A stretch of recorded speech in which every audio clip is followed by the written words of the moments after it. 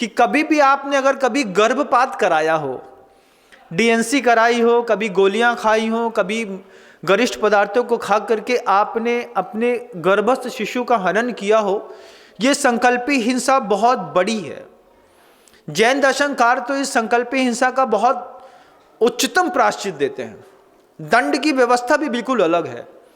मतलब गर्भ के अंदर कोई शिशु मरा, उसको पूरी संस्कृति में, समाज में हत्या का रूप नहीं दिया जाता। लेकिन जब आप गुरुदेव के पास कभी जाएंगे तो आपको एक मुनि की हत्या का दोष लगता है। कितनी बड़ी बात है कि गर्भस्थ शिशु आपने मार दिया। एक आरिका, एक अंदर कन्या थी, वो कन्या आपने गर्भ के अंदर ही मार दी, तो आपको किसी समान से बच्चे मारने का दोष ना लग के आपको जैन कोर्ट जो होता है वो एक आरिका की हत्या का दोषी मानता है। वो उस जीव में इतनी सामर्थ्य थी, बड़ा होकर के वो कुंदकुंद भगवान के जैसा दिगंबर मुनि बन जाता, आपने उसका संसार खत्म कर दिया। उसके अंदर ऐसी सामर्थ्य थी, हो सकती थी, इट मे बी पॉसिबल कि वो अंदर ही अंदर, वो जो आपके अंदर जीव बेटी बढ़ रही थी, वो बेटी अंदर आगे चल करके चंदन वाला बनती। जब कभी भी आप इसका प्रायश्चित गुरुदेव के समक्ष जाकर के करते हैं तो एक मुनि की हत्या या एक आरिका की हत्या के बराबर प्रायश्चित आपको वहां पर दिया जाता है। 25-25, 30-30 उपवास दिए जाते हैं, आपके परिणामों को परखा जाता है। और इसमें भी संतुष्ट नहीं होती है तो जो प्रायश्चित ग्रंथ आचार्यों के द्वारा रचित है, उस आचार्य के द्वारा रचित प्रायश्चित ग्रंथ में साफ साफ कहा है कि जिसने मनुष्य की हत्या करी है उसकी शुद्धिकरण तो सिवाय गौदान के हो नहीं सकती। उसके लिए गायों के दान की व्यवस्था भी बताई गई है। कभी 5 गाय के दान की व्यवस्था, कभी 25 गाय के दान की व्यवस्था, कभी 50 गाय के दान की व्यवस्था। हजार गायों के दान करने से आप इस तरीके के प्रायश्चित से मुक्त होते हैं। ये जैन दर्शन की बात कर रहा हूं, गौदान की, किसी और दर्शन की बात नहीं कर रहा हूं। जैन दर्शन में भी जो महान प्रायश्चित होते हैं वे गौदान से संबंधित आचार्यों ने लिखे। किसी मनुष्य की हत्या हो गई है तो आचार्य आपको बताते हैं कि हाँ, इतने उपवास कर लेना, इतने तीर्थ क्षेत्र की यात्रा कर लेना और इतनी गायों का दान कर देना। वे गाय अपने आप में आपके कर्म कलंक को काटने का एक बहुत बड़ा साधन है। अपने आप को सीखो, समझो और मनुष्य पर्याय को छोड़ने से पहले इस प्रकार के प्रायश्चित को आप जरूर लीजिएगा। किसी सामान्य मुनि महाराज से किसी भी प्रकार के गर्भपात का कोई भी प्रायश्चित आपको नहीं मिलेगा। ये जघन्यतम अपराध है। इस जघन्यतम अपराध का दंड देने का अधिकारी जो है वे मात्र गुरुदेव हैं। आप गुरुदेव के पास जाएं, गुरुदेव से या तो आप मौखिक संवाद करें या आप पत्र के द्वारा लिखित संवाद करें। पति पत्नी दोनों को वहां पर जाकर के बैठ करके बात करना, चर्चा करना जरूरी है। और पर्याय छोड़ने से पहले इस तरीके की संकल्पी हिंसा का प्रायश्चित लेकर के पर्याय छोड़ेंगे, अगली पर्याय आपको जरूर अच्छी मिलेगी। आपको इस तरीके के गर्भपात कराने के कारण भी भटकना पड़ सकता है। और सिर्फ महिला हिस्सेदार है ऐसा नहीं मानिएगा, पुरुष भी हिस्सेदार है। महिला ने तो सिर्फ कहा, पुरुष ने उसकी पूरी संयोजना बनाई है, पूरे कत्ल खाने का पूरा इंतजाम किया है, पैसा दिया है, आपने उसको एनेस्थीसिया चढ़वाया है, ऑपरेट कराया है। मेडिकल कॉलेज जबलपुर में कभी भी जाकर के आप उसकी बाउंड्री के पीछे घूम करके देख के आइएगा बंधुओं, जहाँ पर उसके बायो प्रोडक्ट फेंके जाते हैं।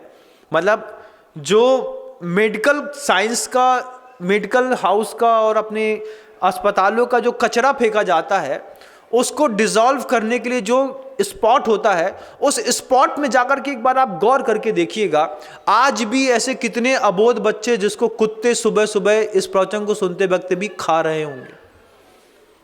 वे मनुष्य थे। कल को स्वामी विवेकानंद बन सकते थे, परमहंस बन सकते थे, कोई गुरुदेव जैसा बन सकता था, कोई सुधासागर जी महाराज जैसा कोई जीव बन सकता था। आपको बस सूझा नहीं, भोग तो भोग लिया, गर्भ में संतान आ गई, हमसे हम नहीं संभाल सकते तीसरा बच्चा, हम दूसरा नहीं संभाल सकते, हम चौथा नहीं संभाल सकते तो ब्रह्मचर्य स्वीकार करना चाहिए था। अब जब गर्भ में आ ही गया है तो फिर उसको पालो, उसको मारो मत। उसको मारने से वो तो पर्याय छोड़ के चला जाएगा, लेकिन मारने के कारण तुमको जो पाप पड़ेगा वो पाप तुम अगली पर्याय में भी भोग नहीं पाओगे। और ऐसा कौन सा जीव है, ऐसा कौन सा गृहस्थ जिसने गृहस्थी बसाई हो और इस तरीके का अपराध न किया हो। कुछ लोगों के कारण असंयोजना में हो जाते हैं, असावधानी से। असावधानी क्षम्य है बंधुओं, लेकिन बुद्धिपूर्वक जब आपने अपने गर्भपात कराया है, इसका आप मनुष्य पर्याय छोड़ने से पहले आचार्य विद्यासागर जी मुनि महाराज के चरणों में जाकर के आप प्रायश्चित जरूर लीजिएगा, नहीं तो अगली पर्याय बहुत दुखमय होने वाली है।